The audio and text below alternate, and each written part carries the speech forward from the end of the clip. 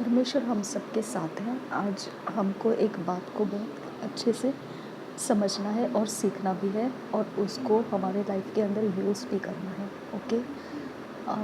आपको मैं सुलेमान जो बादशाह था उसके बारे में बताना चाहती हूँ। सुलेमान बादशाह को परमेश्वर के पास मांगने का बुद्धि मिला था।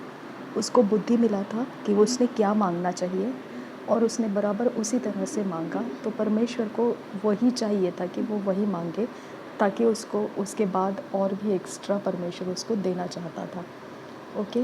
तो उसने बराबर से मांगा, उसको परमेश्वर ने वही दिया जो उसने मांगा और एडिशन में उसको एक्स्ट्रा प्रॉस्पेरिटी, ज्ञान बुद्धि समझ के साथ भी दे दिया। ओके। तो यहाँ पे आपको ध्यान रखना है, जब हमारे पास परमेश्वर का मांगने का तरीका, परमेश्वर ने बोला है मांगो तो तुम्हें मिल जाएगा। ओके। तो हमको मांगने का तरीका परमेश्वर हमारे अंदर से उपजाता है। ओके। क्योंकि वचन कहता है जिसके अंदर परमेश्वर का आत्मा है वो पाप नहीं कर सकता है। ओके। क्योंकि उसके अंदर परमेश्वर का बीज रहता है। ठीक है। तो हम उस कैटेगरी में नहीं पढ़ते हैं, जो कैटेगरी वो है जिसमें लिखा गया है कि तुमने मांगा लेकिन तुमने अपने शरीर की वासनाओं को पूरा करने के लिए मांगा, इसके लिए तुमको नहीं मिला। ओके। और ये भी लिखा है कि तुम मांगते हो लेकिन तुमको मिलता नहीं है, क्योंकि तुमने शरीर की वासनाओं को, लालसाओं को पूरा करने के लिए मांगा और इसीलिए तुमको नहीं मिला। और ये भी है कि रगड़े झगड़े तुम्हारे अंदर से कहाँ से आता है। याकूब की पत्री में से मैं ये सारे वचन बता रही हूँ आपको। ओके।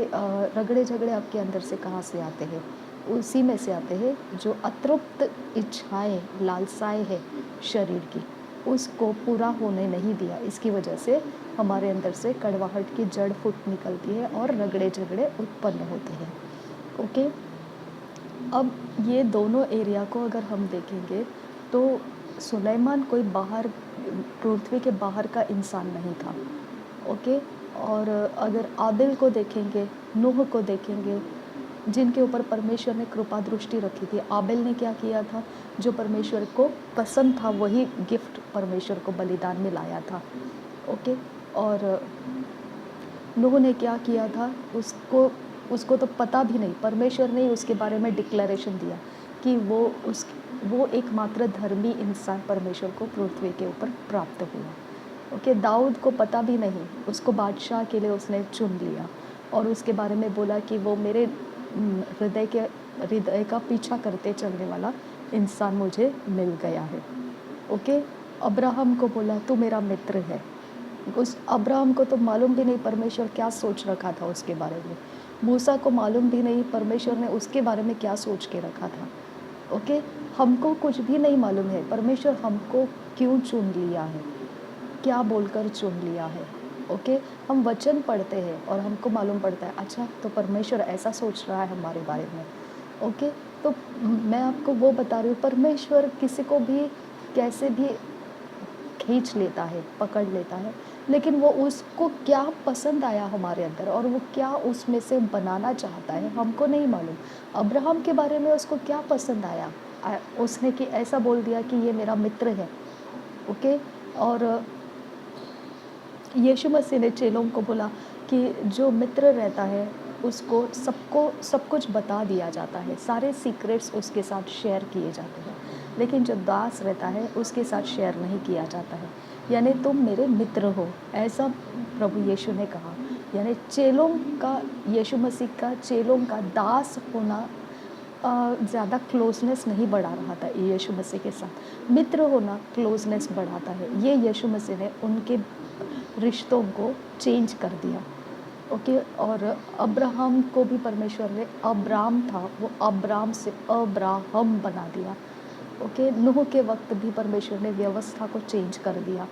ओके। जहाँ पर आदम और हवा को बोला गया था तुम सिर्फ फल फूल खाए, फल और जो घास पत्तियों में सब्जियां उगती हैं वो तुम्हारा खाना होगा, और नूह के समय में बताया कि तुम्हारा खाना अब मांस भी रहेगा लेकिन लहू के बिना खाने का। ओके। तो पतरस के वक्त भी खाने के बारे में चेंजेस कर दिया। वो यहूदी था, वो व्यवस्था से बाहर नहीं जा सकता था, उसका रग-रग व्यवस्था को पहचानता था। तो उसने बोला, भूल से भी मैं ये सब चीज़ नहीं खाऊँगा जो तू मुझे झोली के अंदर दिखा रहा है। तो परमेश्वर ने बोला, इसमें से सब चीज़ मैंने शुद्ध किया है, जिसको मैं शुद्ध कहता हूँ उसे तूने शुद्ध कर समझ कर खा लेना है, कोई दिक्कत नहीं है। ओके? अब ये सारी चीज़ों में हमको ध्यान रखना है कि बैकग्राउंड में बिहाइंड द सीन अगर हम देखेंगे, हमारा हमारा ड्राइवर परमेश्वर के अलावा कोई नहीं हो सकता है। चाहे वो अनबिलीवर रहे, चाहे बिलीवर रहे, हमारे पीछे back of the mind, behind the scene परमेश्वर के अलावा कोई ड्राइवर नहीं है हमारा। इस पृथ्वी के ऊपर मनुष्य जाति के लिए परमेश्वर के अलावा कोई भी ड्राइवर नहीं है। ओके? उसने कहा, मैंने कुछ ऐसे बर्तन यानी मिट्टी के पुतले बनाए हैं, मिट्टी के बर्तन बनाए यानी मनुष्य का शरीर बनाया जिसके अंदर मैंने आत्मा रखा है। मैंने कुछ शरीरों को नाश होने के लिए बनाया है और कुछ शरीरों को मैंने उद्धार में आने के लिए बनाया है। ओके? कुछ शरीरों को अच्छे काम करने के लिए बुलाया, कुछ शरीरों को बुरे काम करने के लिए बुलाया। बहुत ओपन उदाहरण है कि फ़िरौन को हम देखते हैं। फ़िरौन के बारे में परमेश्वर ने ओपनली बोल दिया कि मैंने उसका मन कठोर किया ताकि मैं उसके द्वारा बता सकूं कि मैं ही परमेश्वर हूँ। ओके? यानी अंधकार की शक्तियों ने अनबिलीवर्स की आँखों को बंद करके रखा है। इसके लिए वो उद्धार में नहीं आ सकती है। तो क्या अंधकार की शक्ति इतनी पावरफुल है कि वो परमेश्वर उन लोगों को छुड़ा के नहीं ला सकता है? नहीं, अंधकार की शक्ति पावरफुल नहीं है। लेकिन परमेश्वर ने कहा, मैं ही ऐसा करता हूँ कि उनके सुनने के कान होंगे, लेकिन वो सुनेंगे नहीं। उनके देखने के कान होंगे, लेकिन देखेंगे तो भी समझेंगे नहीं, सुनेंगे तो भी समझेंगे नहीं। ओके? वो इसीलिए ऐसा रहेगा क्योंकि अगर वो लेना शुरू करेंगे, समझ लिया, सुना तो ठीक है, देखा तो ठीक है, लेकिन अगर उसके बाद उन्होंने समझ लिया तो फिर वो बचा लिए जाएंगे और मैं उनको बचाना नहीं चाहता हूँ। अगेन पीछे देखो, back of the mind, behind the scene, picture में ड्राइवर कौन है? परमेश्वर ही उनका ड्राइवर है। वो क्यों नहीं समझ रहे हैं? परमेश्वर ने ही उनको नहीं समझने का डिज़ायर रखा है। ओके? और हर हर समय आपको वही मिलेगा देखने के लिए कि परमेश्वर जो ड्राइविंग करता है, परमेश्वर जिस तरह से मनुष्य को चलाता है, उसके अंदर आपको बहुत ध्यान से याद रखना है कि हव्वा को फल खाना, हव्वा ने फल खाना, फल को लेना, हव्वा ने सर्प का सुनना। ओके? ये एक एरिया ऑफ लाइफ में आपको बता रही हूँ। ठीक है? दूसरा एरिया ऑफ लाइफ में आपको सुलेमान के बारे में बताती हूँ। सुलेमान ने इतना बुद्धि लेकर इतना इतना कुछ महान काम कर दिया। ओके? इतना किया कि पृथ्वी के ऊपर उसके समानता में कोई मिलेगा नहीं, इस तरह का उसको परमेश्वर ने डेवलप किया था, कल्टीवेट कर दिया था। ओके? दूर दूर देश देश में से लोग उसको मिलने के लिए आते थे। इतना कल्टीवेशन उसका परमेश्वर ने ज़बरदस्त बनाया था। वो एक प्रकार का एक सुंदर बगीचा ही बन गया था। परमेश्वर के हाथों से रचना किया गया सुंदर बुद्धिमत्ता का वैल्यू में पूरा वो सुंदर बन गया। वो प्रॉब्लम सॉल्वर था।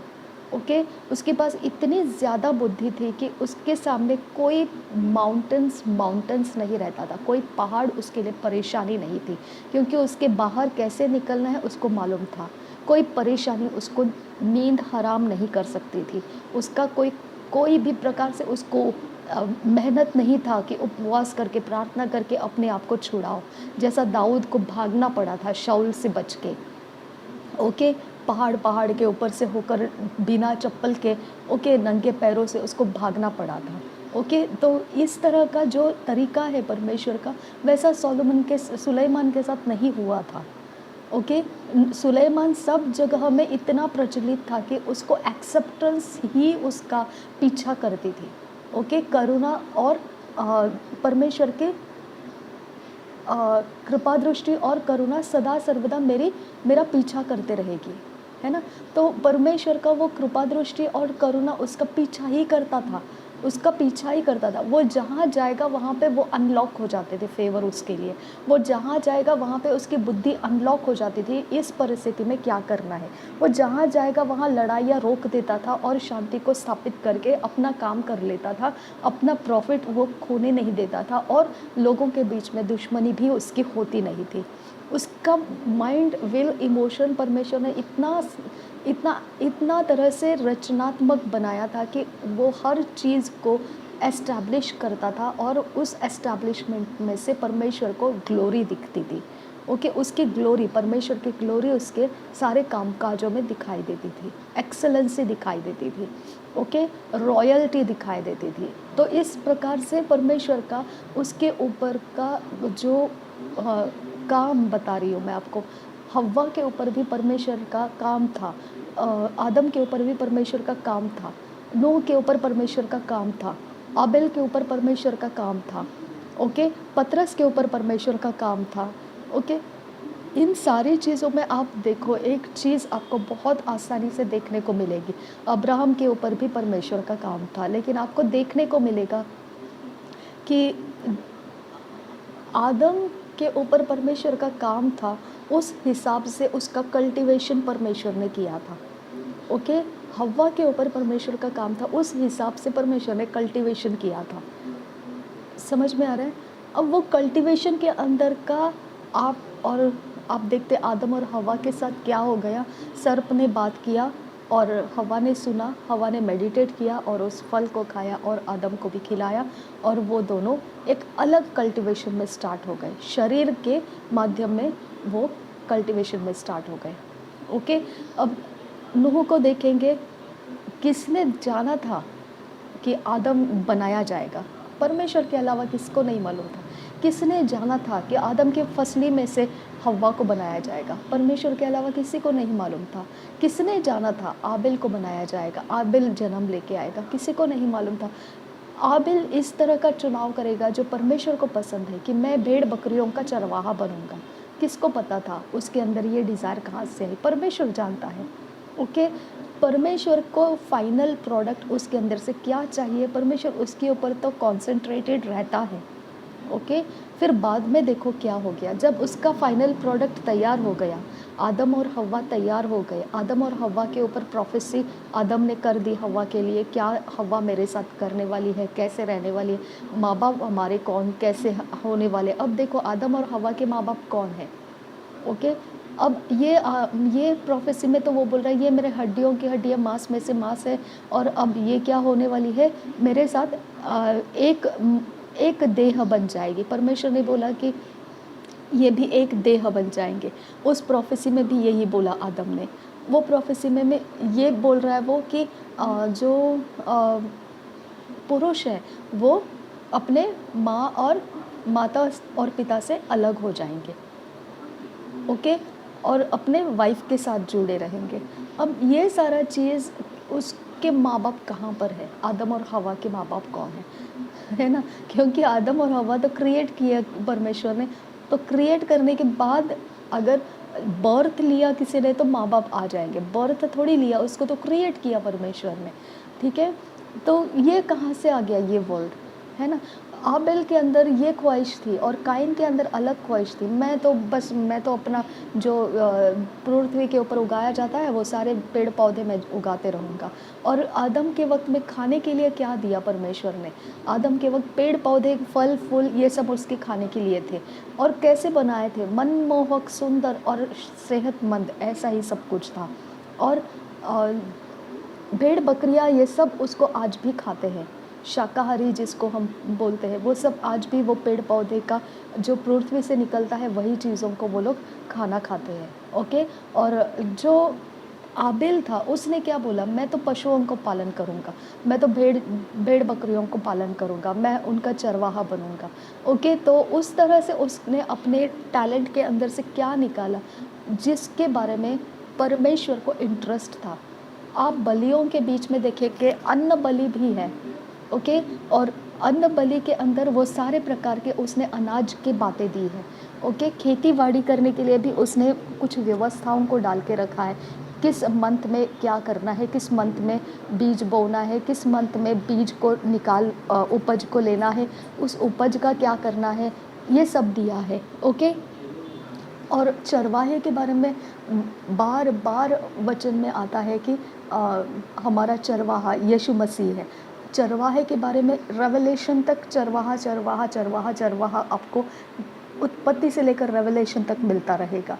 ओके।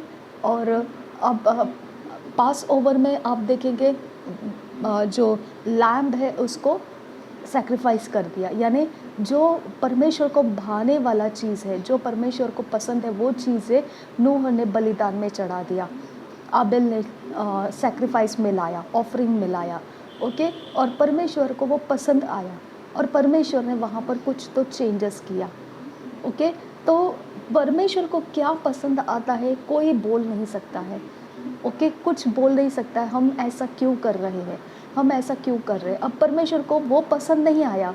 कौन सा पसंद नहीं आया? कि आदम और हव्वा ने फल खा लिया, वो पसंद नहीं आया परमेश्वर को। काइन जो सोच रहा था वो पसंद नहीं आया। चौथे अध्याय में देखेंगे आप। ओके। वो पसंद नहीं आया, उसने काइन को इंस्ट्रक्शन दिया। ओके। और जब आदम और हव्वा ने फल खा लिया तो हव्वा को उसने बोला तूने क्या किया ये। ओके। तूने ये ऐसा क्यों किया, क्या किया तूने ऐसा। ओके। यानी वो पश्चाताप के तरह उसको उसके ऊपर नाराज़गी दिखाया। काइन के बारे में भी उसने बोला तो ऐसा क्यों ये अपने ऊपर गुस्सा को अंदर बिठा के रखा है, तेरे साथ भी मैं भला कर सकता हूँ। उसकी सोच को उसने देख कर बोला। ओके। यीशु मसीह ने भी चेलों को सोच को देखकर बोला, सोच को देखा उनका कि ये तो डाउट कर रहे हैं मेरे ऊपर। ओके। तब यीशु मसीह ने बोला कि तुम क्यों संदेह करते हो, शक क्यों करते हो मेरी बातों के ऊपर, और इसके ऊपर विवाद क्यों अपने अंदर लेकर बैठे हो। ओके। तो परमेश्वर जानता है, कहाँ से क्या जानता है, नूह के बारे में क्या उसको धर्मीपन लगा, हमारे बारे में क्या उसको पता चला, हम कुछ भी नहीं गेस कर सकते, हम कुछ नहीं गेस कर सकते। लेकिन एक बात 100% श्योर है कि हम परमेश्वर को पसंद नहीं ऐसा व्यवहार भी उसके बीच में कर देते हैं। ये मुझे आपको आज सिखाना है। कभी ग्रांटेड नहीं लेना इस बात को, कभी इस बारे में बेफिक्र नहीं हो जाना। इसके बारे में ये 100% सच है कि जब आदम और हव्वा ने जो परमेश्वर को पसंद नहीं वो बात कर दिया, उनको भगा दिया गार्डन में से, भगा दिया, लिटरली ड्राइव आउट कर दिया उनको। ओके। इतना ही नहीं, उसके बदले में उसने पहरेदारी लगा दी, आग के तलवार घूमती रहती थी वहाँ पे, स्वर्गदूत घूमता रहता था। क्यों? मनुष्य दोबारा वहाँ पे ना आ सके और वो जीवन का फल को ना खा ले। यानी पॉसिबिलिटी है ये। बाबेल के टावर को उसने रोक दिया, उनको स्कैटर कर दिया। तब तक परमेश्वर को प्रॉब्लम नहीं था, लेकिन जब प्रॉब्लम आता है परमेश्वर को तो वो कुछ ब्लेसिंग्स हमारे रोक सकता है, हमारा डायरेक्शन वो चेंज कर देगा, हमारी डेस्टिनी वो चेंज कर देगा। इस बात को हमने कभी भी हल्के में नहीं लेना है। ओके। हमेशा आपको परमेश्वर के सामने ऐसा नम्र रहना पड़ेगा, इस प्रकार से होना पड़ेगा कि आज मैं हूँ लेकिन वो खुदा की दया से है। ओके। मैं नहीं जानती हूँ क्या खुदा ने मेरे ऊपर अच्छा देखा कि आज मैं बहुत बाइबल स्टडी कर पा रही हूँ, आज मैं बहुत परमेश्वर की आराधना कर पा रही हूँ। मैं नहीं जानती हूँ परमेश्वर ने आज मेरे अंदर क्या देखा ऐसा। ओके। उसको क्या पसंद आया ऐसा, मैं नहीं जानती हूँ। लेकिन जब मैं ये बात कर रही हूँ तो मैं इस बारे में भी जानती हूँ कि मेरे से ऐसी बातें भी हो सकती है जो परमेश्वर को पसंद नहीं आएगा और परमेश्वर मुझे उसमें से निकाल के बाजू में कर देगा। ओके। तो उस वक्त मेरे अंदर का ड्राइनेस आएगा, उस वक्त मेरे फेवर बंद हो जाएंगे, उस वक्त मेरे डिवाइननेस जो मेरे लिए रखी गई है वो मेरा पीछा नहीं करेगी। ओके। उस वक्त मैं एक विल्डरनेस का अनुभव लूँगा। ओके। तो ये तरह का परमेश्वर ने उठा के बाजू में कर देने का कारण क्या होता है? सुलेमान का इतना अच्छा उसके ऊपर सब कुछ था, फिर भी उसकी बुद्धि के द्वारा उसने ये ज़रूरी समझा कि अन्य जातियों के स्त्रियों को भी वो अपनी पत्नियां बनाए। उसका प्रॉफिट ये था कि दूसरे बादशाह उसके अधीन रहेंगे, वो एक दूसरे के ऊपर चढ़ाई नहीं करेंगे। ओके, तो उसकी प्रॉफिट के तहत जाके इंसान कुछ करता है। हम अपने सेल्फिश गेन के तहत जाके अपने विजडम, नॉलेज, अंडरस्टैंडिंग को इस्तेमाल करते, अपने गिफ्ट्स को ऑपरेट करते हैं अपने अपने प्रॉफिट के लिए। ओके, अपनी चीज़ों को हासिल करने के लिए। इसके लिए परमेश्वर का वचन वो याकूब की पत्री में ये बताता है कि जब तुम खुद के सेल्फिश गेन के लिए मुझे इस्तेमाल करते हो तब मैं तुम्हारी नहीं सुनता हूँ। ओके, तो सेल्फिश गेन के नीचे आने के बाद में हमको परमेश्वर, देखो इज़राइल लोगों ने भी मांगा था कि हम तो मिस्र देश में बहुत अच्छी अच्छी चीज़ें खाते थे, लहसुन प्याज हमें ललचाता है, मांस मच्छी हम लोग को ललचाता है, अब तो यहाँ हमको कुछ भी नहीं मिलता है सिवाय ये सारे रूखे सूखे चीज़ों को ही हम खा रहे हैं। परमेश्वर ने उनकी ख्वाहिश तो पूरी की, लेकिन उसके साथ उनको कुछ विपत्ति में भी डाल दिया और बहुत सारे लोग वहाँ मारे गए। ओके, तो हम हमेशा याद रखना है, हम परमेश्वर के साथ अंधे गूंगे बहरे के समान नहीं चलना है। हमको ये पवित्र बाइबल इसीलिए दिया है कि हम उसके बारे में सोच सकते हैं, उसके चाल को हम समझ सकते हैं। वो चलाता है हमको और उस चलाने की अवस्था को, उसके फुटस्टेप्स को हम वचन में से देख सकते हैं कि हम कैसे चलना है आगे। ओके, तो हमको ये ज़रा भी नहीं सोचना है कि परमेश्वर ने हमारा ब्लेसिंग्स को रोक के रखा है। नहीं, परमेश्वर हमारे ब्लेसिंग्स को रोकना नहीं चाहता है, हम खुद जिम्मेदारी उठाना है। मेरा ब्लेसिंग रोकने का कारण मैंने परमेश्वर को नाराज़ कर दिया। ओके, डेफिनेटली जब आदम और हव्वा ने नाराज़ कर दिया, क्या हो गया उसका फ्यूचर? वो गार्डन के बाहर। ओके, क्या हो गया जब काइन ने परमेश्वर का नहीं सुना, आबेल की हत्या कर दी, उसका फ्यूचर एंड हो गया, उसको बहुत ज़्यादा पनिशमेंट मिल गया और वो काइन बोलने लगा, अरे तू इतनी पनिशमेंट दे रहा है मुझे, मैं तो इसके नीचे मर जाऊंगा, सह नहीं सकूंगा। ओके, तब परमेश्वर ने उसको कुछ अलग तरीके से और हल्का कर दिया पनिशमेंट को, ताकि उसका वो ख्याल ना रहे, लेकिन उसको पनिशमेंट से गुजरना पड़ा। ओके, तो हमको हम हर चीज़ को देखो, अब्राहम और हगर के बीच में से जो इश्माइल हुआ उस वक्त में भी यही हुआ, परमेश्वर ने उसको एक्सेप्ट नहीं किया, लेकिन जो डेस्टिनी इसहाक का था उस डेस्टिनी के बीच में उनको परेशानियों को उठाना पड़ा। ओके, और उस इश्माइल का जन्म लेना भी परमेश्वर को उसको डेस्टिनी देना पड़ा और उस डेस्टिनी के तहे नीचे परमेश्वर ने वो रास्ता भी एक निकाल लिया, चलो आगे। ओके, वैसे आदम और हवा ने भी शरीर के बातों में अपना माइंड डाल दिया, वो फल खा लिया जो नहीं खाना चाहिए था। अब पूरी दुनिया उस माइंड के तहत अपनी डेस्टिनी खोई हुई वो, लेकिन फिर भी जा रही है आगे, है ना। उसी माइंड सेट में आज भी उत्पत्तियाँ हो रही है, आज भी लोग उसी माहौल में, उसी माध्यम में अपने लाइफ को जीते जा रहे हैं।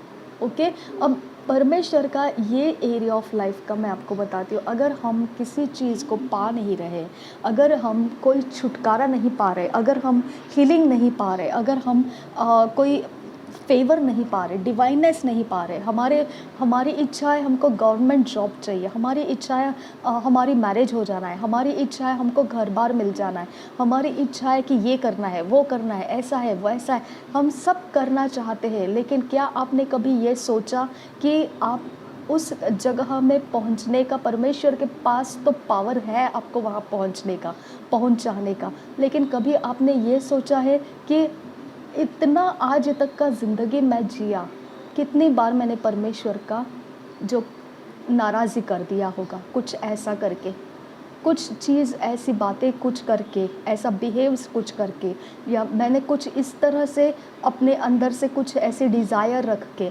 ओके, परमेश्वर को खफा कर दिया, नाराज़ कर दिया। और मैं कहीं इस जगह में आ चुका हूँ कि आज मेरा पीछा नहीं कर रहे सक्सेस, आज मेरा पीछा नहीं कर रहे परमेश्वर की करुणा, दया, उसका डिवाइननेस मेरा पीछा नहीं कर रहे हैं।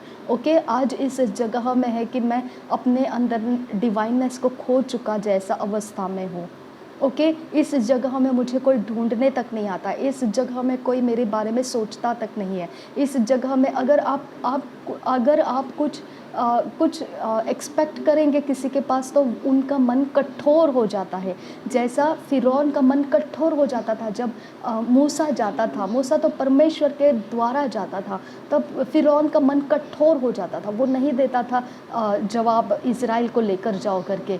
वो बोलता था हाँ ठीक है लेकर जाना, और फिर बीच में ही वो कुछ तो चेंजेस कर देता था थोड़े दिनों के बाद में। क्यों कठोर कर दिया था परमेश्वर ने उसका मन? क्यों लोगों के मन कठोर हो जाते हैं आपको फ़ेल करने के लिए? क्यों क्यों आपके डिवाइननेस खो जाते हैं जब आप कुछ एक्सपेक्ट करते हैं लोगों से, लेकिन लोग आपके विरोध में हो जाते हैं, आपके लिए कठोर बन जाते हैं, आपको नौकरी नहीं देते, आपके रिश्ते आपसे बनने नहीं देते, आपके ऊपर जादू टोना कर देते, या आपके ऊपर कोई तो परेशानियों को डाल देते हैं, आपके पीछे पड़ जाते हैं वो कि आप कोई भी तरह से ब्लेसेडनेस हासिल ना करें। ये एरिया ऑफ लाइफ आपको देखना है कि आपने परमेश्वर को नाराज़ किया तो ये एरिया ऑफ लाइफ हमारा हिस्सा बन जाता है। ओके, आपको कोई भी एरिया ऑफ लाइफ में पॉसिबिलिटीज़ का कमी नहीं है। आपकी पॉसिबिलिटीज़ परमेश्वर की ओर से 100% गारंटेड है। लेकिन क्या आपने परमेश्वर को कभी नाराज़ किया है? क्या मानते हैं आप कि मैंने नाराज़ किया परमेश्वर को? क्योंकि आदम और हवा को नहीं मालूम था कि ये करने से परमेश्वर नाराज़ होगा। काइन को नहीं मालूम था कि उसको ऐसा पनिशमेंट आएगा। ओके, अब्राहम को नहीं मालूम था बाद में हगर और इश्माइल इतने परेशानी हो जाएगी मुझे। किसी को नहीं मालूम था। ऐसी चीज़ें लोग अपने अंदर से कर देते हैं, उसका रिज़ल्ट फिर विल्डरनेस हो जाता है, और उस विल्डरनेस के अंदर, उस रूखेपन के अंदर हम बैठ के सोचने लगते हैं कि मेरे साथ ऐसे क्यों हो गया है। ओके, मैं इस अवस्था में क्यों हूँ? ओके, मैं इस अवस्था में रह के अब और कितने समय तक मैं ऐसे अवस्थाओं में रहते रहूँ, पड़े रहूँ? ओके, तो आपका अवस्था चेंज होने का 100% गारंटी है। क्योंकि मुझे नहीं पता आप मानेंगे या नहीं, लेकिन मैं आपको ये बात हमेशा बताती हूँ कि परमेश्वर डेस्टिनी चेंज कर देता है, परमेश्वर रास्ते बदल देता है। अगर उसको नाराज़ करते हैं हम, परमेश्वर हमारे रास्ते को अलग दिशा दे देता है, अलग दिशा दे देता है। ओके, वो हमारा प्लान ए रहेगा परमेश्वर के साथ चलने का, लेकिन फिर हम प्लान बी में चले जाते हैं। हमको मालूम नहीं कि हम कभी प्लान बी में चले गए। ओके, परमेश्वर हमारी डेस्टिनीज़ को चेंज करता है। हमको उसके बारे में किस तरह से अपने आप को परमेश्वर के संगति में पकड़ के रहना है, वो हमको बहुत ज़रूरी है। हमको वो सीखना है और परमेश्वर को पकड़ के रखना है अपने साथ, ताकि हमको जो परमेश्वर ने प्लान ए दिया है वो ए में ही बने रहना है, उसको बी प्लान में डाइवर्ट होने नहीं देना है। उसकी ज़िम्मेदारी हम खुद रहते हैं। ओके, इसके लिए हम किसी को दोष नहीं लगा सकते हैं। हमारा विरोधी कोई नहीं, हम खुद के विरोधी रहते हैं। हम सेल्फिश डिज़ायर्स में परमेश्वर को नाराज़ कर देते हैं। ओके, हम सेल्फिश गेन्स के लिए, सेल्फिश माहौल में प्रॉफिट होने के लिए, सेल्फ को हम तसल्ली देने के लिए, सेल्फ को मजबूत करने के लिए, हमारे खुद ही को हम मजबूत करने के लिए हम कुछ ऐसा काम कर देते हैं जो परमेश्वर को नाराज़ कर देता है। ओके, तो हम उस समय तो नहीं समझते ये बात को, लेकिन जब हम रूखेपन में आ जाते हैं, हम परेशानियों में आ जाते हैं, तब जाके हमको ये बात को याद करना है कि परमेश्वर हमने तुझे नाराज़ किया, और अब हम नहीं जानते हैं हम किस तरह से हम तेरे फेवर के नीचे आ सके। जब परमेश्वर का फेवर आने लगेगा, मैं आपको इतना ओपनली बोलती हूँ, मैं सच में बोलती हूँ, आप कुछ पढ़ाई मत करो और सीधा जाके एग्ज़ाम में जो आता है वो लिख के आ जाओ। मैं आपको बोलती हूँ उस समय ऐसा रहेगा कि आपके पीछे फ़ोन कॉल्स आने लगेंगे कि आप पास हो चुके हैं, आप टीचर के जॉब ले चुके हैं, आपको इनवाइट किया गया है, आपके ऊपर किसी ने दया करके आपके ऊपर घर का लोन है वो वेवर कर दिया है किसी ने, और दूसरे लोगों ने आपके लिए भर दिया है। इतनी बड़ी-बड़ी बातें, इतना डिवाइननेस हमारा पीछा करता है जब परमेश्वर हमारी ओर से हो जाता है। ओके, आपके घर के कोई मैटर्स है वो भी सॉल्व हो जाएंगे। आपका लाइफ का कोई हिस्सा ऐसा नहीं रहेगा जिसको परमेश्वर ठीक नहीं कर पाएगा। ओके, लेकिन ये समय अगर आप विल्डरनेस का अनुभव करते हैं तो आप, हम सब ने ये बात को ध्यान रखना है, क्या हमने परमेश्वर को नाराज़ किया है? ओके, और अब परमेश्वर को नाराज़ करने के बाद परमेश्वर का एक्सेप्टेंस पाने का रास्ता काइन को दिया था परमेश्वर ने। काइन को बोला था कि तू भलाई करता रहेगा तो क्या मैं तुझे एक्सेप्ट नहीं करूँगा? यानी अगर तू भलाई नहीं करेगा तो पाप दरवाजे में बैठा है, तो आपका फेलियर आपका दरवाजे में ही है। ओके, यानी आपका वेट कर रहा है वो। कभी आप निकलेंगे तो फेलियर कैच करेगा, जाओ नौकरी के लिए फेलियर कैच करेगा, जाओ किसी मैरिज प्रपोजल को प्राप्त करने के लिए फेलियर आ जाएगा। ओके, दरवाजे में मतलब आप स्टेप आउट करने की ही इंतज़ार में, अपॉर्चुनिटी का जो समय रहता है, जो अपॉर्चुनिटी रहती है, जो आपको अवसर मिलता है, वो अवसर में आप स्टेप इन करो। और वहाँ पे आपके लिए डिस्करेजमेंट है, डिसअपॉइंटमेंट है, फेलियर्स है। ओके, तो ये इस तरह की बातें, निराशा वहाँ पर है ही, बीमारियाँ वहाँ पर है ही, बस इंतज़ार लगाते बैठी है वो। ओके, कब आप हेल्थ के बारे में सोचो, अच्छी हेल्थ बनाऊंगा मैं, अच्छा रहूँगा मैं, बस नेक्स्ट आपने बना लिया सोच, वहाँ पर ही आपने उस एरिया में आपने दे दिया अपने आप को, अच्छा बनना है, अच्छा करना है, वहाँ पे फेलियर तैयार है, बीमारियाँ तैयार है कि आपको पीछे खींचेगी वो। ओके, आपको जाने नहीं देगी आगे। ओके, ये क्यों होता है ऐसा? क्योंकि हमने परमेश्वर को नाराज़ किया है। ओके, तो परमेश्वर कहता भला करता रहे तो मैं तुझे क्यों ना एक्सेप्ट करूँगा, मैं तुझे एक्सेप्ट करूँगा। ओके, अब आबेल को क्या पता था क्या भलाई है? उसने तो अपना मन ये देखा कि मेरे पास जो है वो मैं दूँगा। उसने जो है वो दिया, लेकिन वो बाय फ्लूक हो गया ऐसा okay, by chance by fluke ऐसा हो गया कि वो ही उसको सैक्रिफाइस परमेश्वर देना चाहता था। ओके, वही उसका सैक्रिफाइस परमेश्वर को सुगंधदायी बना। नूह को क्या मालूम कि हमको क्या करना है क्या नहीं। उसने बाय फ्लूक उसने एक रीति, बोलते हैं ना फॉर्मेलिटी। ओके, उसने एक फॉर्मेलिटी किया कि बाबा तूने इतना बड़ा काम किया है, मेरा तो लाइफ बचा लिया तूने, अब मुझे जो आता है वो तो मैं तेरे लिए करूं। उसको कुछ आता होगा, मालूम होगा, स्पिरिचुअल नॉलेज वहाँ पे एक्सपोज हुआ करता था, तभी वो सारे स्पिरिचुअल नॉलेज परमेश्वर ने सृष्टि में से लोगों को बताए थे कि वो परमेश्वर है। तो उसको कुछ मालूम होगा, तो उसने सृष्टि में से कुछ तो करके दिखाया। वो क्या हो गया, बाय फ्लूक बाय चांस वो उसको पसंद आ गया परमेश्वर को, और उसने क्या किया, उसके ऊपर से उसके रास्ते बदल दिए, उसके बेटों को आशीष किया, जनरेशन को आशीष किया, कवनेंट किया उसके साथ। ओके, और बाद में क्या किया नूह ने, ओके, उन्होंने बाद में क्या कर दिया, वो दाखबारी लगाई और दाखरस पी के मतवाला बन गया। ओके, उसके बाद उसने क्या कर दिया, उसके जो पुत्र था उसको श्राप दे दिया, जिसने उसके नंगेपन को देखा। ओके, वहाँ से वो सृष्टि शुरू हो गई, श्राप शुरू हो गया। जब परमेश्वर ने तो नहीं दिया था उसको श्राप, लेकिन इसने क्या कर दिया, उसको डिसफेवर कर दिया। परमेश्वर ने तो तीनों बेटों को फेवर कर दिया था। ओके, उसके बारे में बहुत अच्छी अच्छी बातें परमेश्वर ने बोला था। ये नूह ने क्या कर दिया, उसको कर्स कर दिया। ओके, तो उसका कारण क्या था, क्योंकि उसने नंगापन देख लिया था, इसके लिए उसको कर्स कर दिया। ठीक है, तो हम ऐसा करते हैं। हगार के बारे में क्या हो गया, क्योंकि सारा ने बोला, अब्राहम ने सुना और इश्माइल लेकर आया। ओके, कुछ बात हम अपने प्रॉफिट के लिए, इसके लिए याकूब की पत्री में बोला है कि तुम मांगते हो लेकिन तुमको मिलेगा नहीं। देखो उसमें से क्या इसहाक का डेस्टिनी दिया, इश्माइल को नहीं दिया। ओके, तो क्या वो डेस्टिनी परमेश्वर का जो डेस्टिनी है, क्या वो डेस्टिनी काइन को मिला, नहीं मिला। ओके, तो हम गलती कर देते हैं। हव्वा को क्या वो डेस्टिनी मिला जो उसके लिए रखा था, नहीं मिला। ओके, तो हम गलती कर देते, हम डेस्टिनी खो देते हैं, लेकिन हमको समझ में नहीं आता है वो चीज़ें कि ये डेस्टिनी हमारे से अलग हुई है, और ना ही ये समझ में आता है कि हम परमेश्वर को नाराज़ किए हैं। ओके, तो परमेश्वर को विश्वास प्रसन्न करता है।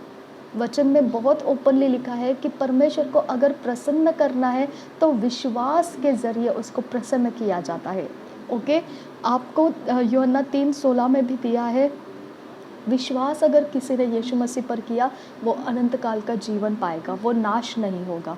ओके, विश्वास एकमात्र ऐसा चीज़ लिखा है, यीशु मसीह ने इतना बढ़ा कर बोला है उसके बारे में, बहुत बड़ी बड़ी बातें बताई। अगर पहाड़ को तुम उखड़ जाओ कहोगे तो वो उखड़ जाएगा, समंदर में जा गिर कहोगे तो वो गिर जाएगा वहाँ जाकर।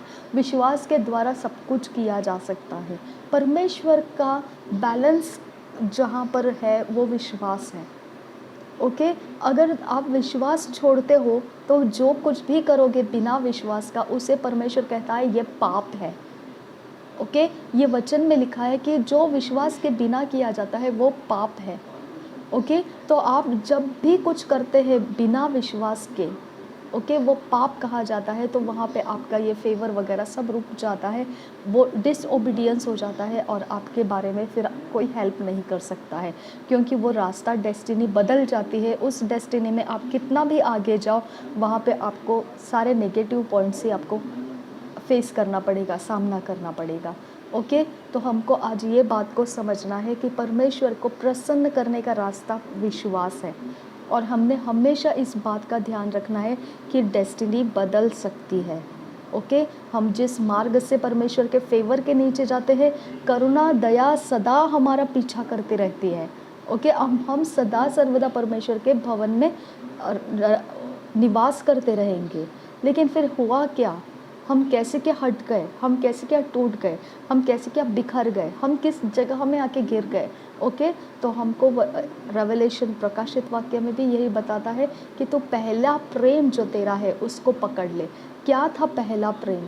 हमने परमेश्वर का पीछा करना स्टार्ट कर दिया था। हम परमेश्वर को क्वेश्चन नहीं करते थे, हम परमेश्वर के ऊपर भरोसा करके आगे निकल आए थे। हमने वो विश्वास का ज़रिया दोबारा पकड़ना है। आमीन, ये बात हमने आज समझ लेना है। हमने परमेश्वर को नाराज़ किया है और हम डेस्टिनी खो चुके हैं। ओके, अब क्या पड़ गया पल्ले? फेलियर्स पड़ गया। अब क्या पड़ गया पल्ले? बीमारी पड़ गया। अब क्या पड़ गया पल्ले? दुश्मनियाँ पड़ गई। अब क्या पल्ले पड़ गया? सब कुछ डिफिटेड। ओके, सब कुछ नाश, चोरी, घात। ओके, तो इस तरह के डेस्टिनीज़ में अगर हम कोई हैं तो हमको ये बात ज़िम्मेदारी से लेना है अपने ऊपर। हमने किसी को दोष नहीं देना है, हमने अपने ऊपर ज़िम्मेदारी उठाना है कि मैंने मेरे शरीर के लालसाओं के नीचे आकर कुछ अपनी मर्ज़ी का काम कर लिया है। ओके, और मैंने डेस्टिनी खो दिया है। अब जब मैंने खो दिया डेस्टिनी, तो अब पाप तो दरवाजे में ही था, फेलियर तो दरवाजे में ही था, डिसअपॉइंटमेंट तो दरवाजे में ही था। ओके, तो अगर मैंने कुछ ट्राई किया तो वो तो मुझे अटैक करना ही है। अगर मैंने कुछ अपना शुरुआत करने की कोशिश की तो वो दबाव तो मुझ पर डालना तो है ही है, क्योंकि मैं आउटसाइड द वे चला गया हूँ, और परमेश्वर के बाहर के वेज में शत्रु तो मेरा विरोध करेंगे ही करेंगे, है ना। तो इसके लिए मुझे परमेश्वर अब वो काम कर कि तेरा विश्वास का आत्मा मुझ में ला, ताकि मैं तेरे डेस्टिनी को दोबारा प्राप्त कर सकूं। ओके, अब विश्वास का परमेश्वर को डिमांड करना है, परमेश्वर मुझे विश्वास का तेरा आत्मा दे, ताकि मैं पाप के द्वारा ना, लेकिन विश्वास के द्वारा तुझे प्रसन्न करूं। पाप के द्वारा मैं तुझे नाराज़ करता हूं, लेकिन विश्वास के द्वारा मैं उस नाराज़ी के ऊपर फतह पा सकूं, तुझे मैं खुश कर सकूं, तुझे विश्वास के द्वारा मैं आनंदित कर सकूं, हर्षित कर सकूं। विश्वास के द्वारा मैं अपने खोए हुए डेस्टिनीज़ को दोबारा प्राप्त कर सकूं। आमीन, ये बहुत ज़रूरी बात मैंने आपको शेयर किया है। अगर कोई इस हिस्से में लड़खड़ाया हुआ है विश्वास जीवन में, प्लीज़ इसे कैच कर लीजिए, अपने आप को परमेश्वर के हाथों में देकर माफ़ी मांग लीजिए परमेश्वर से, और विश्वास का आत्मा परमेश्वर से मांग के अपना स्टेप दोबारा परमेश्वर की ओर बढ़ाना शुरू कीजिए। ओके, नासरी यीशु मसीह के नाम में हम सबको परमेश्वर इस बात की तसल्ली दे कि परमेश्वर हमारी ओर से है और हमें जीतना चाहता है। वो कहता है मन फिरा और मेरे तरफ आ, मैं तेरे कितने भी गुनाह रहने दो, खून के लाल दाग के धब्बों के समान भी होगा तो भी मैं उसको हिम के समान शुभ्र करने के लिए तैयार हूँ। तो मन कैसा फिराना है? तो अविश्वास करना छोड़ दे। ओके, अब तो विश्वास करके मेरे पास आ कि मैं तुझे देने वाला परमेश्वर हूँ। विश्वास का वो रिवॉर्ड करने वाला, प्रतिफल देने वाला परमेश्वर है। ओके, तो विश्वास के साथ तो मेरे पास आ, और इब्री के पत्री में लिखा है हियाव के साथ आ दया के आसन के पास, क्योंकि प्रभु यीशु मसीह ने उसका लहू बहाया है तेरे लिए। हालेलुया। तो हम उस स्तर से अभी बाहर आ जाना है, डिप्रेशन में से बाहर आ जाना है। ओके, जो हमारा कुव्वत नहीं है, ऐसी अवस्था में हम दबे पड़े हैं। अब उस कुव्वत की अवस्था से बाहर निकलने का रास्ता एक ही है, विश्वास का आत्मा परमेश्वर से मांगिए। और परमेश्वर को मांगिए, मांगते समय ये बोल दिए कि परमेश्वर, मेरी गलती है कि मैंने तेरे ऊपर अविश्वास किया, मैंने तुझे नाराज़ किया, मैंने अपने खुद ही के लिए अपना लाइफ को मैंने अलग कुछ करने के पीछे चलाया और मैं फंस गया या मैं फंस गई। ओके, तो इस समय परमेश्वर मेरी सहायता करो। और विश्वास का आत्मा है, और वो आत्मा ही जब हमारे अंदर आएगा तभी जाके हम वो सब कुछ प्राप्त करने लगेंगे जो हमारी हार्ट डिज़ायर है, और वो परमेश्वर की ओर से फेवर करने वाली हार्ट डिज़ायर रहेगी। आमीन। तो प्रभु यीशु मसीह हम सबको इस बात में तसल्ली देकर, शांति देकर चलाए। नासरी यीशु मसीह के नाम में विश्वास का आत्मा हम में आने के लिए देरी ना लगाए, और हमारा जीवन सफलता के ऊपर परमेश्वर को महिमा देते हुए चलता जाए। नासरी यीशु मसीह के नाम में विनती प्रार्थना करते हैं, सुन और कबूल कर पिता। आमीन, आमीन, आमीन। प्रभु यीशु मसीह हम सबके साथ बना रहे। आमीन, आमीन, आमीन।